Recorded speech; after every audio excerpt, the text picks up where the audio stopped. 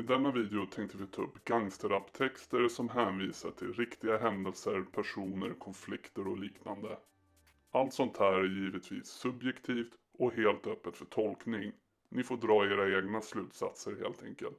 Första handlar om Einar.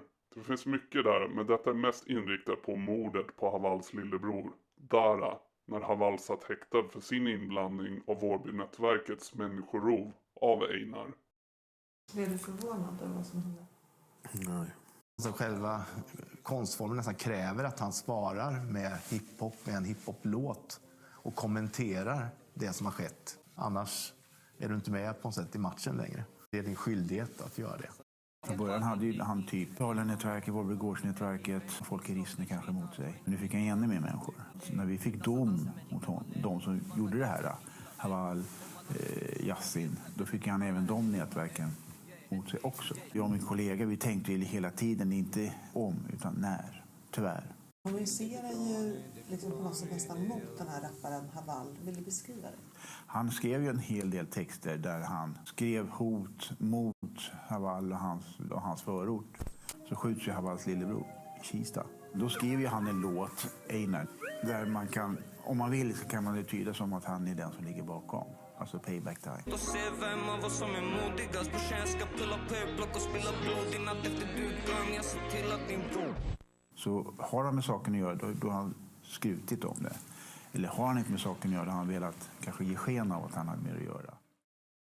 Bro, förstår ni, vi tycker igen RS ifrån Dalen till Vårby. Vi får i fucking AMG och åka runt med hål i. För dig brorsan, jag går 23, vi fucking styr och ställer. Jag spelar mina kort rätt, fuck orten. Jag chillar i Marbella när du sitter i en porträtt. Sickan, som är en rappare kopplad till Vårbynätverket, svarar och säger i sin låt Söder om 08. Åkte förbi, ännu en gata blev tejpad. När han väl kom och stänger gapet, du blir inte japp, du blir rapad. Droppat maxpop på ditt snack, vill inte höra vad du har att säga. Stanna kvar här i samma trakt, inga semestrar i Marbella. Rapparen Gio Katore, som är kopplad till ett Vårbynätverket lerat gäng i Norsborg, är tydligare i sin låt Mannequins med sina dissar och hot mot rapparen 23. Portade drängar har blivit till vänner. Skitrappare, smyg, dissar, knulla dig och ditt stjärntecken. Din favoritrappare portad, hans bästa vän är i gulag. Hela hans liga är skuldsatt och hela den ligan är putas. Skiter i om du är anonym, gå mot oss, du är på menyn. Hela ligan ska äta bly, så jag tapp på en team. Du kan inte säga 08 zoom, men inte vistas i huvudstaden. Kom till Norsborg, jag ska visa dig ghetto. Lämna dig med 23 håll i magen. Han nämner ryktena att både 23 samt Michael Jokana från Main-nätverket har blivit portade från Vårby och inte kan visa sig där i området. Sen nämner han rapparen 23s låt Scorpio samt hans album 08 Zoo. Han avslutar med wordplay att rapparen 23 kommer få 23 år i magen om han visar sig i Norsborg. I en annan låt 260 säger Gio Katore: Var försiktig, när jag och brorsan vevar utan det på riktigt. Jag ber om ursäkt men hans huvud var 7-siffrig. Vilket många anser hänvisar till ett mord i Fittja 20 augusti 2021 när 22-åriga Mulle sköts ihjäl. Han hittades livlös bredvid en lekplats med sandlåda på en innergård efter vittnen hört minst 3-4 skott avlossas.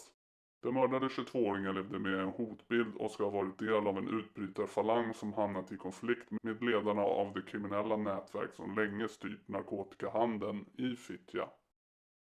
Michael Jokana är ledaren för nätverket May eller May-nätverket. Han kallas även för Mike. I nätverket ingår enligt polisen bland annat M5. I slutet av juli 2020, M5 har tillsammans och i samråd med bland annat Mike, rapparen Tian och rapparens bror enligt en gemensam brottsplan den 30 juli 2020 i Djupdalsgaraget på Djupdalsvägen 1 i Sollentuna utan att ha rätt till det innehaft 3 skjutvapen som senare kom att användas vid mord och mordförsök den 2 augusti 2020 på Sankt Botvids väg 3 i Norsborg.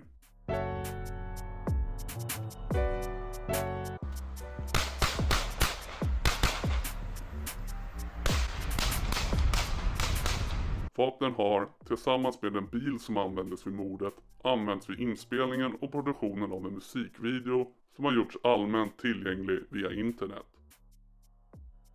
Vapenbrottet är grovt eftersom gärningsmännens avsikt har varit att publicera och sprida bruket och innehavet av vapnen på internet i syfte att förstärka sin kriminella identitet och våldskapital.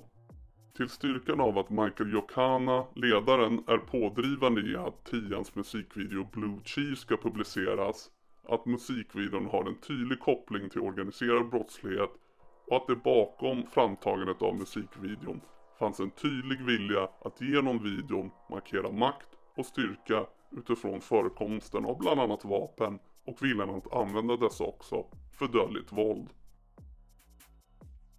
Inspelningen till musikvideon sker 30 juli 2020. Bara några dagar senare mördas Adriana. Rapparen Tian får efter mordet instruktioner om att dölja den vita Audin och scenen där Michael går upp ur takluckan på den vita Audin och riktar AK47 mot kameran, och den klipps bort innan musikvideon Blue Cheese publiceras på YouTube. Senare när polisen går igenom rapparen Tians mobiltelefon så hittas en text. Rapptexten påträffas i appen Anteckningar med tidsstämpel 8 juli 2020 med bland annat följande verser.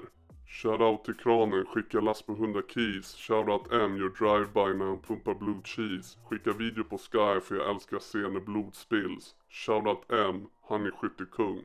Åklagaren menar att styrkan av Tians rapptexter syftar till att hylla Michael såsom ledare för en kriminell gruppering, Main-nätverket, och att det bakom framtagandet av texterna funnits en tydlig vilja att genom musiken markera makt och styrka utifrån förekomsten av bland annat vapen och viljan att använda dessa också för dödligt våld i förhållande till andra kriminella grupperingar.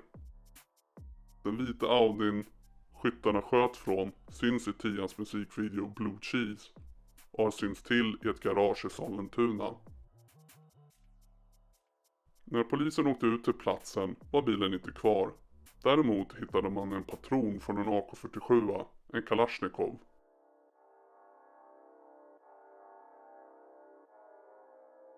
En kriminalteknisk undersökning visade att samma automatkarbin används vid skjutningen av flickan. Vapnet kopplades även till 2 mordförsök, de i slutet av juli i Norsborg. Rapparen Tian dömdes till 4 års fängelse i hovrätten. Hans bror dömdes till 5 års fängelse i hovrätten och den tredje mannen fick 2 år och 6 månaders fängelse i hovrätten.